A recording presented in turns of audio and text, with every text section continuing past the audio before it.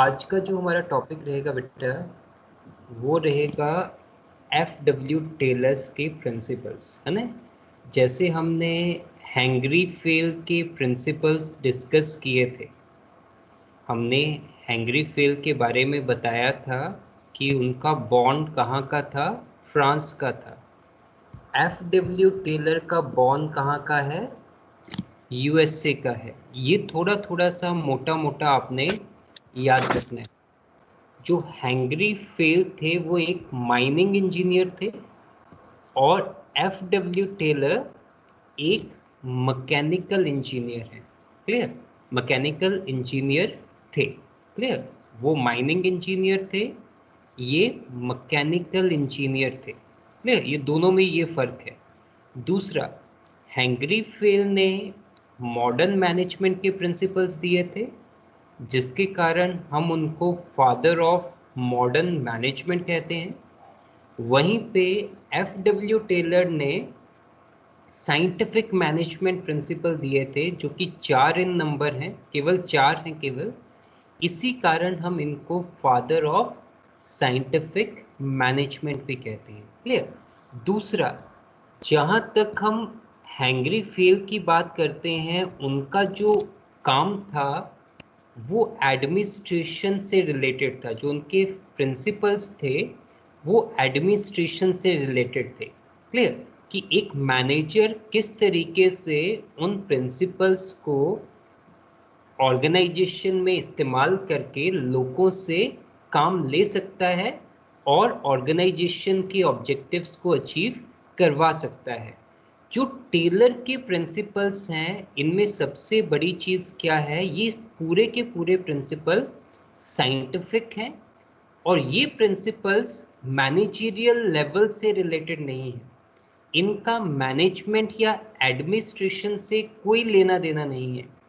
इनका लेना देना पूरे के पूरे तरीके से वर्कर से है।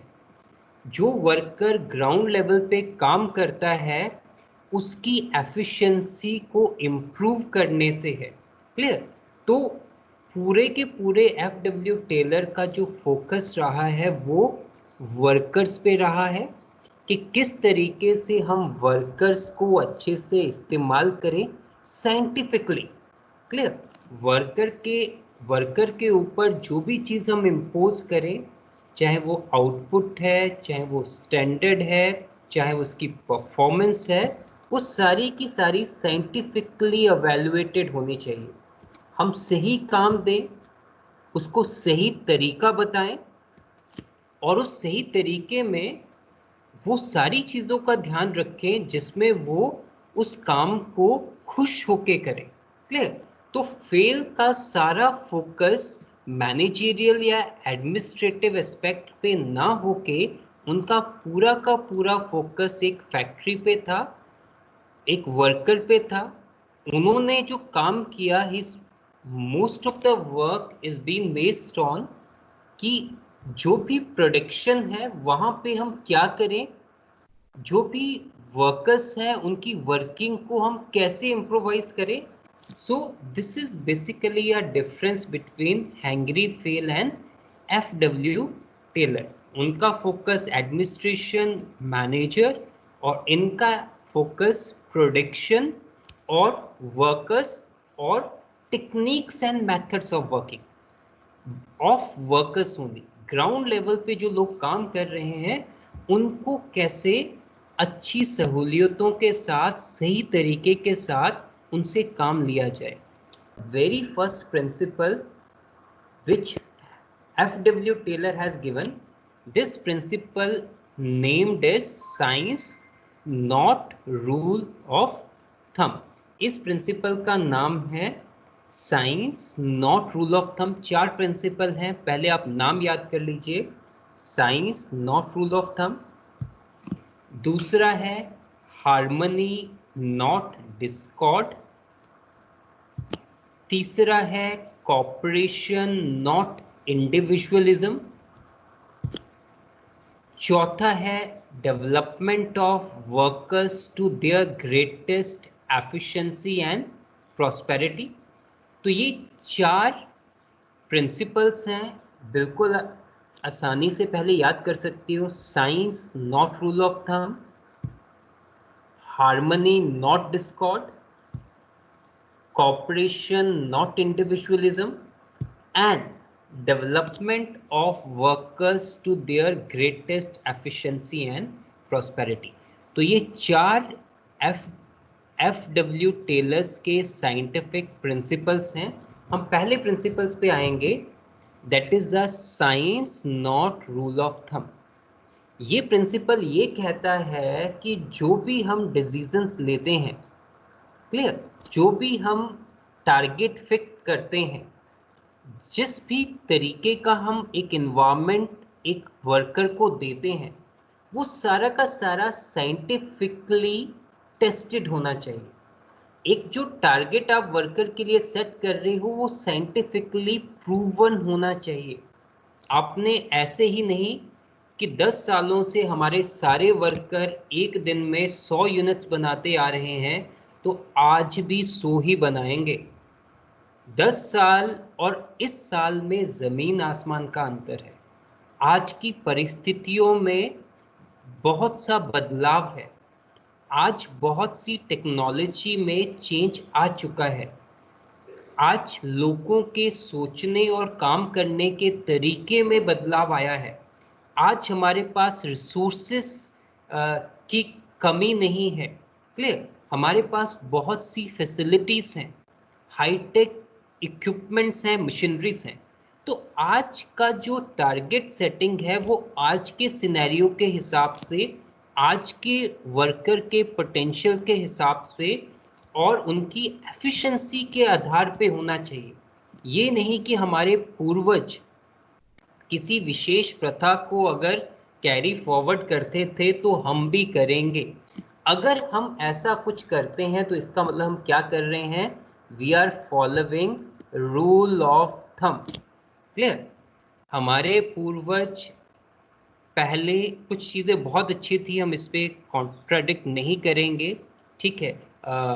घर के अंदर किसी भी चप्पल का इस्तेमाल नहीं करते थे, खाना रसोई घर में खाते थे, क्लियर, स्नान करने के बाद, पूजा पाठ करने के बाद ही भोजन ग्रहण करते थे। लेकिन क्या आज के परिवेश में ऐसा संभव है? ऐसा करना गलत नहीं है, खराब नहीं है, संस्कार है, लेकिन क्या संभव है?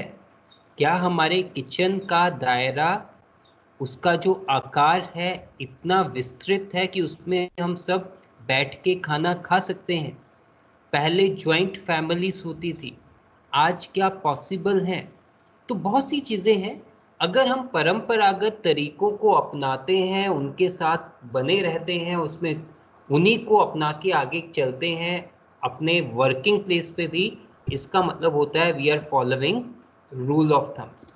लेकिन अगर हम परिस्थितियों के अनुसार जो आवश्यक बदलाव है, ज़रूरी है, उन चीज़ों को इनिशिएट करते हैं तो उसको कहा जाता है साइंस। तो पहला principle science not rule of thumb यही कहता है कि जो भी डिसीजन मेकिंग होती है, जो भी टारगेट फिक्सेशन होता है, जो भी कोर्स ऑफ एक्शन डिसाइड किया जाता है एक ऑर्गेनाइजेशन में, वो साइंटिफिकली ड्रॉन होना चाहिए, कोई हिट एंड ट्रायल या पास्ट एक्सपीरियंसेस पे बेस्ड नहीं होना चाहिए। According to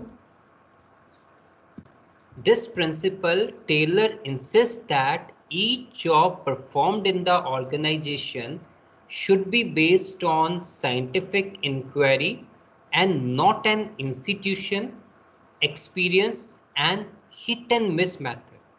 He says that there must be a thinking before doing, which is not in case of rule of thumb. Rule of thumb means dictatorship of manager, whereas scientific decisions are based on cause and effect and scientific measurement of methods and ways of prediction. Means कोई भी हम decision क्यों ना लें, उसके पीछे एक scientific aspect involve होना जरूरी है। To the next top principle, that is harmony not discord. इस प्रिंसिपल का मतलब होता है कि एक ऑर्गेनाइजेशंस में वर्कर्स और उनके मैनेजमेंट के बीच में एक अच्छे रिलेशनशिप होना ज़रूरी है। वो एक टीम के तौर पे काम करें। जब भी हम वर्ड हार्मनी वर्ड यूज़ करते हैं, उसका मतलब होता है टीम एफर्ट। हम एक ऑर्गेनाइजेशन को एक टीम लेके चलें, ना केवल कि ये बड़ा और ये छोटा, इसकी जॉब पोजीशन हाई, इसकी जॉब पोजीशन कम, हम ऐसा ना करें। हम सभी को समानांतर रिस्पेक्ट दें, सभी के काम को अप्रिशिएट करें, क्योंकि this is a give and take word. ये गिव एंड टेक वर्ड है। मीन्स अगर आपको वर्कर से अच्छा काम चाहिए तो आपको भी उनके साथ अच्छे से डील करना पड़ेगा। बहुत से विरोधाभास रहते हैं, इश्यूज रहते हैं among the workers and the management, लेकिन अकॉर्डिंग टू दिस प्रिंसिपल इसका फोकस ये था कि वर्कर के बीच में ज़्यादा विरोधाभास नहीं होने चाहिए, उनको एक टीम के तौर पे काम करना चाहिए, और अगर वर्कर अच्छा करते हैं तो उनको एप्रिसिएशन भी होना चाहिए और उनको इंसेंटिव्स और बेनिफिट्स भी शेयर होने चाहिए। अगर हमारे प्रॉफिट्स बढ़ते हैं ऑर्गेनाइजेशन के, तो वर्कर के इंसेंटिव्स, वेजेस, सैलरीज, उसमें भी बढ़ावा होना चाहिए।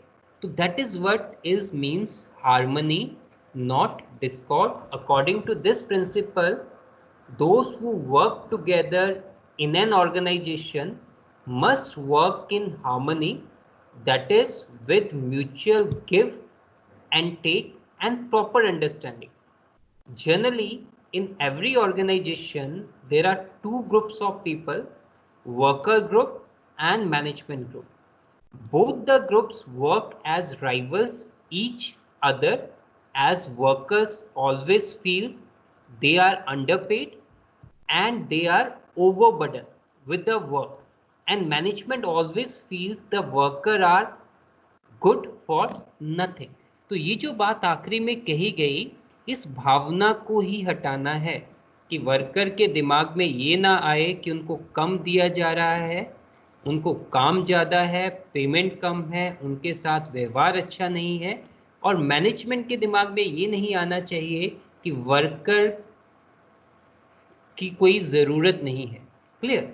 तो दोनों में एक अच्छा समन्वय, एक अच्छा कोऑर्डिनेशन होना चाहिए। दोनों आपस में रिस्पेक्ट रखें एक दूसरे के लिए और एक टीम के तौर पे काम करें। That is what is harmony, not discord. Fourth is cooperation, not individualism. अब एक चीज यहाँ पे ध्यान रखिएगा, इसमें एक लाइन आप ऐड कर लीजिएगा अपनी तरफ से, अपनी नोटबुक में नोट करके, कि cooperation not individualism is a extension of harmony not discorded. कहने का मतलब, जो कॉपरेशन नॉट इंडिविजुअलिज्म है वो हार्मनी नॉट डिस्कॉर्ड का एक्सटेंशन है। अगर आपसे पूछा जाता है एग्जाम में, which principle is a extension of harmony not discord, clear? तो your answer need to be, this is a cooperation not individualism. आपका आंसर आना चाहिए कॉपरेशन नॉट इंडिविजुअलिज्म। यही एक ऐसा प्रिंसिपल है which is an extension of harmony not Discord. ये harmony not discord का एक्सटेंशन है। कैसी एक्सटेंशन है?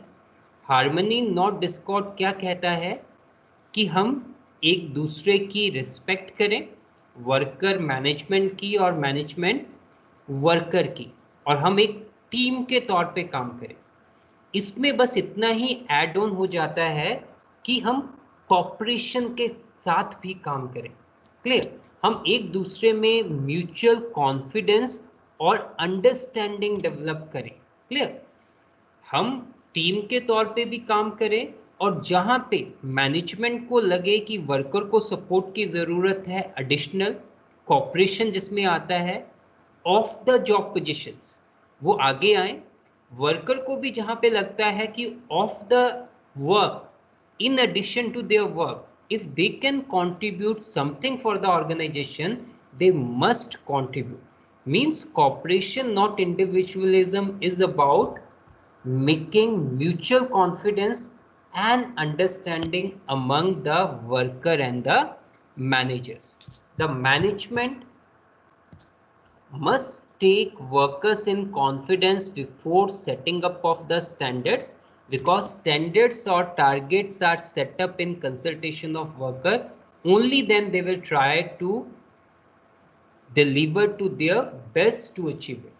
Means जब एक मैनेजमेंट वर्कर के लिए टारगेट भी सेट करे तो वर्कर को ज़रूर कॉन्फिडेंस मिले, तो इससे उनके बीच के जो इश्यूज हैं, जो एक नेगेटिव थॉट्स हैं, वो कम होंगे। इसी प्रिंसिपल को कॉपरेशन नॉट इंडिविजुअलिज्म कहा जाता है। Harmony means working in a team, give and take, respect for each other, or cooperation not individualism means creating that atmosphere where workers feel confident and management can understand their workers. Clear? That should be a principle of cooperation, not individualism. Now moving on to the next principle is development of workers to their greatest efficiency and prosperity. F.W. Taylor ने कहा था कि हमें कोशिश करनी चाहिए कि हम वर्कर से उसका बेस्ट ले सकें। अगर हम उसका बेस्ट लेंगे तो हमारे रिजल्ट इम्प्रूव होंगे, और रिजल्ट अगर हमारे इम्प्रूव होंगे तो हम उसको रिटर्न में उसको बदले में हम कुछ और दे सकते हैं, उसको ज़्यादा इंसेंटिव्स और ज़्यादा पेमेंट्स दे सकते हैं। तो F.W. टेलर ने इसके लिए एक तरीका सुझाया, और वो तरीका क्या था कि हम एक वर्कर की कैसे एफिशिएंसी को इम्प्रूव कर सकते हैं। उन्होंने कहा उनको एक सही तरीके की ट्रेनिंग दी जाए और उनका जो सिलेक्शन है वो साइंटिफिक हो। इस प्रिंसिपल के अकॉर्डिंग F.W. टेलर ने दो चीज़ों पे फोकस किया है, एक तो ट्रेनिंग पे और दूसरा साइंटिफिक सिलेक्शन के। कहने का मतलब सही व्यक्ति का चुनाव सही काम के लिए होना चाहिए, पहली चीज़, और दूसरी उसके काम में इम्प्रूवमेंट के लिए अगर ज़रूरी है तो उसको सही तरीके की ट्रेनिंग दी जाए जिससे वो अपना बेस्ट ऑर्गेनाइजेशन को दे। इसी को कहा जाता है development of workers to their greatest efficiency and prosperity. Industrial efficiency depends upon efficiency of workers. Workers' efficiency depends upon proper training and their selection. Taylor insists care should be taken while selecting the employees, and after the selecting, they must given job according to their qualification. So these are the principles of F.W. Taylor. Now we will be moving on to the nature and features and characteristics of management principles.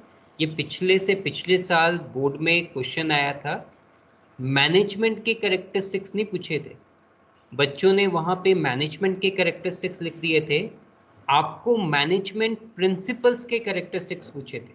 Clear? तो यहाँ पे management principles के characteristics हैं, और यहाँ पे management principles का मतलब है दोनों प्रिंसिपल्स, हेनरी फील्ड के 14 प्रिंसिपल्स भी और F.W. टेलर के 4 प्रिंसिपल्स भी।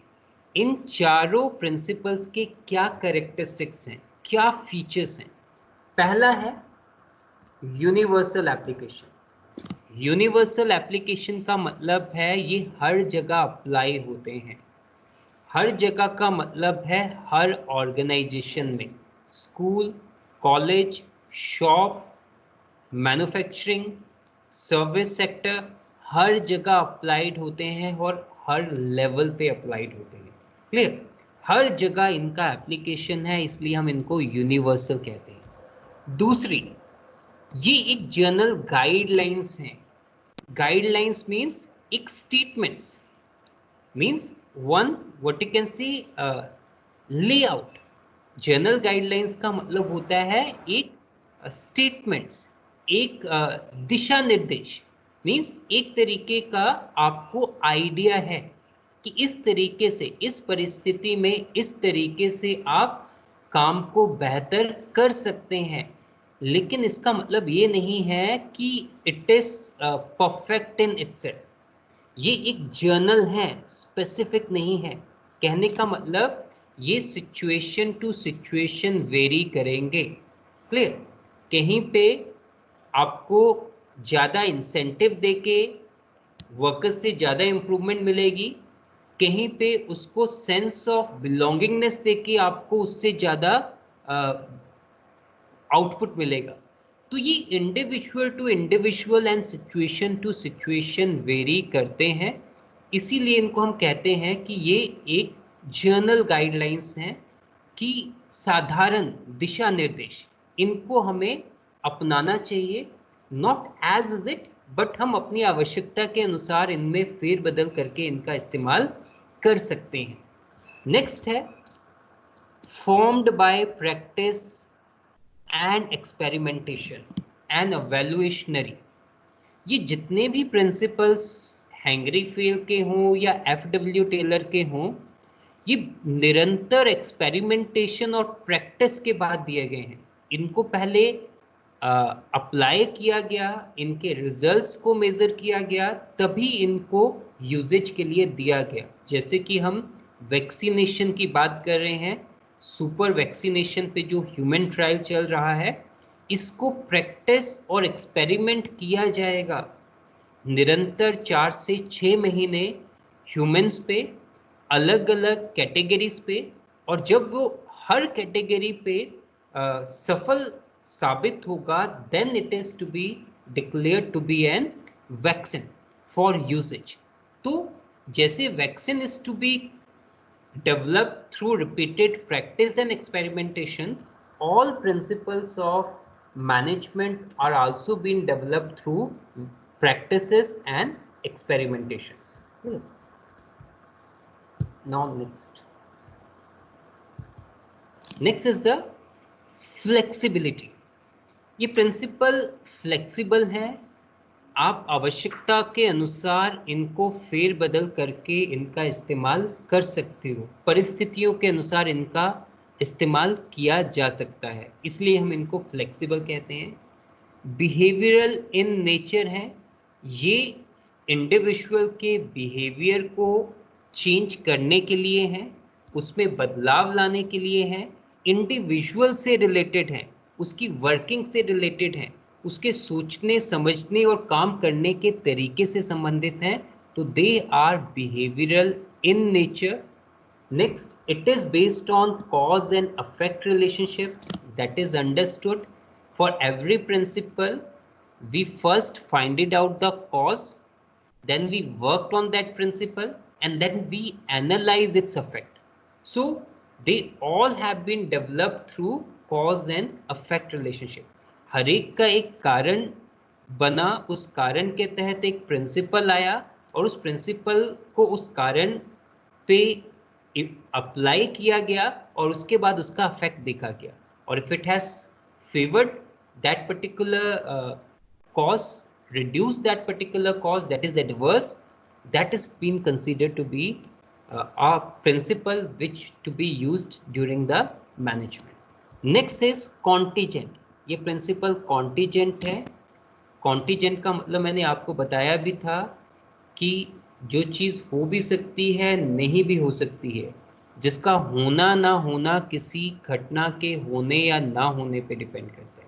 तो कौन सा प्रिंसिपल किस परिस्थिति में किस तरीके से काम करेगा, वो पर्टिकुलर परिस्थिति ही आपको बता सकती है।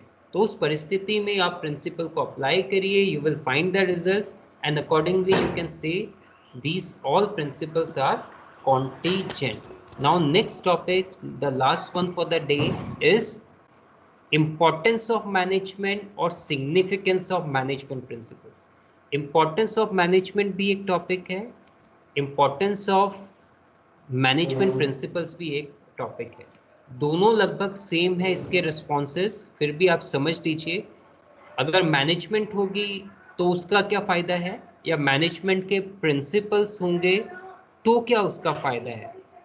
पहला फायदा है provide manager with useful insight into the reality. Manager को वास्तविकता से अवगत कराते हैं कि वास्तविक परिस्थिति कैसी है और उस परिस्थिति में आप किस तरीके से, किस बेहतरीन तरीके से उसका समाधान निकाल सकते हैं। आपको, अगर आप ये प्रिंसिपल्स का इस्तेमाल करते हैं या मैनेजमेंट करते हैं तो रिसोर्सेज का सही तरीके से इस्तेमाल कर पाएंगे।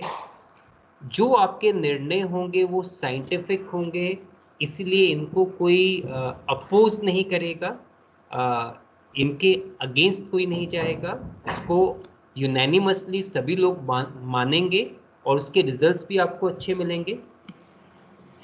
ये चेंजिंग इन्वायरमेंट के अनुरूप बनाए जाते हैं, इसलिए अगर पर्यावरण या वातावरण या जो भी आपके बिजनेस इन्वायरमेंट में चेंज भी होगा तो भी they will work and they will help the organisation to overcome problems and to make environment favourable.